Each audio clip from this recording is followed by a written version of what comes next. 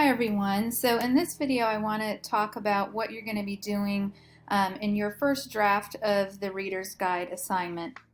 So this is due by the end of the day on Thursday, and this is where you'll be turning in your URL to your Google Doc here. So it should be in your Google folder. Once again, I think it's easiest to just start your new document within the folder so then you don't have to worry about moving it there. So you're going to title your new Google Doc your first name and Reader's Guide, so it will be easy for your group members to find when they go there for peer review. And then you'll submit the URL to the assignment here. So the nitty-gritty details about the actual assignment are through this link here.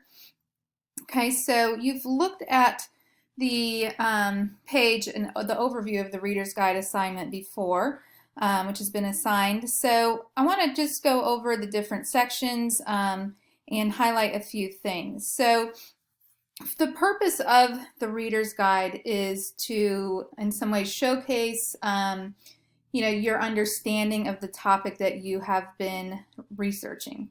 So it's a collection of sources that show the conversation around your topic. So your job is to organize and synthesize your sources. Think of it as, in some way, capturing the parlor so that future researchers can piggyback on the work that you have done. So your imagined audience would be future researchers. Your real audience, though, really is the peers in your course and me. So you are working within the genre of a reader's guide. So not every reader's guide looks exactly the same, but they generally follow a similar format, which is laid out below.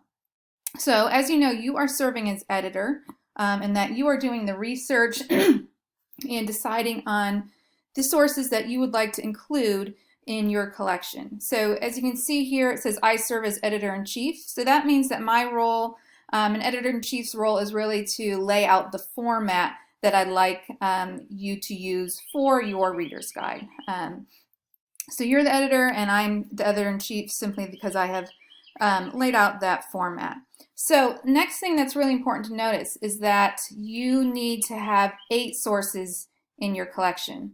You may realize that you have, through your research logs, collected 10 sources, which means you can cut sources that you think no longer work for your topic. So as long as you have at least 8 sources, then you are fine. If you want to include all 10, then you can.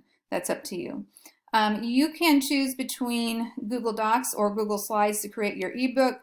Most students choose Google Docs, but if you want to explore and play around with Google Slides, you can. There is a sample reader's guide right here that you can look at. I'm not going to go through that on the video, but that's there as an example. So you will need a title for your reader's guide. So in your title, you should have the term Reader's Guide in some way. So you can see this example here, Stolen Identity, Reader's Guide, or Reader's Guide, the Stolen Identity. So for example, I know several of you are doing something about solitude. So you might have something like a Reader's Guide to the Benefits of Solitude, or Solitude, a Reader's Guide. So something like that. You will also want to have a cover page that captures the topic in some way. So it should have both visual and textual components. You should have a blurb. You think of the blurb as kind of like what's usually on the back of a book, where it gives you a little bit a paragraph about what that book is about.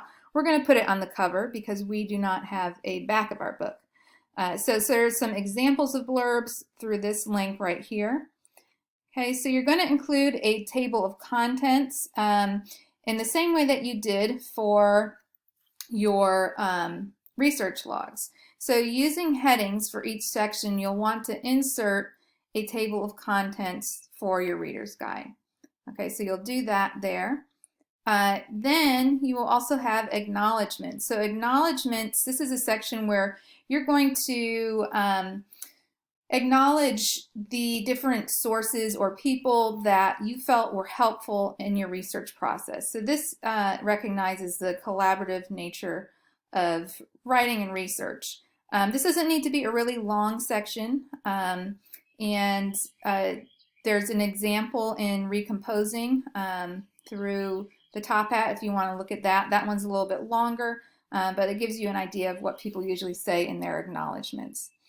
Okay, next you would include the editor's introduction. So you got started on this yesterday, and you'll want to expand on it now. So you had to write at least 600 words for your first draft, and you want to get at least 1,500 words. So remember, this is the major piece of writing that you're doing in the course. This is in place of the typical research paper that you have done before.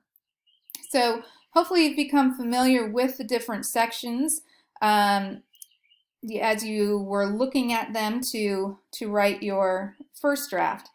I would say that if you are struggling for more to write, to go back and look at your research logs, look at what you wrote in your editor's commentary. You may want to use some of that.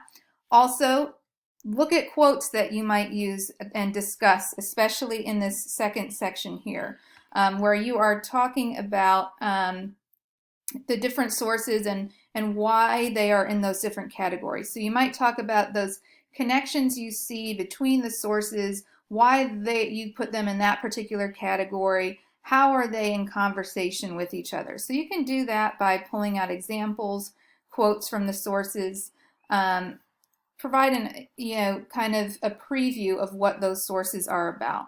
Okay, let's see. So again, think of the editor's commentary in your research logs as very, very rough drafts of things you might say in your editor's introduction. Okay. Then you have the collection of sources. So this is pretty much done already if you have been doing your research logs. What you'll need to do is go back to your research log Google Doc and put them in the order that you want. So you want to have them categorized and in the order that you think a reader should encounter them. Okay, so you'll want to copy and paste from your research log document the bibliographic the bibliographic information about the source, a hyperlink, and your summary. Okay, so go back, grab those, put them on here, revise as you need to. So look over your summaries again, see if you can make them better.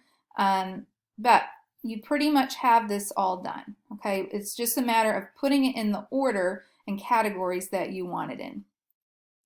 And you have a glossary of key terms. So looking at your research logs, I want you to look at the key terms that you think are really essential to the conversation. For most people, this is between 5 and 8 terms. So for some of you, you're going to end up cutting some key terms that you may have defined. Which ones do you think are absolutely the most important? Okay, so those are the ones that you want to include. And you'll want to have the definitions in your own words and talk about which text in the collection uses that term, etc. So following these instructions. And finally, you're going to have an about the editor section. So this is not very long, just introduces you as the editor, includes a picture of yourself. Think of it as, what would your author photo be, and tells us about you as the editor and the subject of your ebook. Is there some connection to your personal experience and the topic, or even your major, etc., why you got interested in this topic. You could give us some background on yourself as a student, your major, anything that you think is relevant. Okay, so there are some additional components that we're going to be adding as part of our final portfolio. So you may see those in the example that's posted. Those additional components, we're not worried about them right now. Okay, so just focus on getting all of these sections in place for the draft that is due on Thursday. So you want to have all the different components as complete as you can, okay? So please post any questions to Ask the Professor forum. Please make sure you're putting this in your group's Google folder so that your group can see it.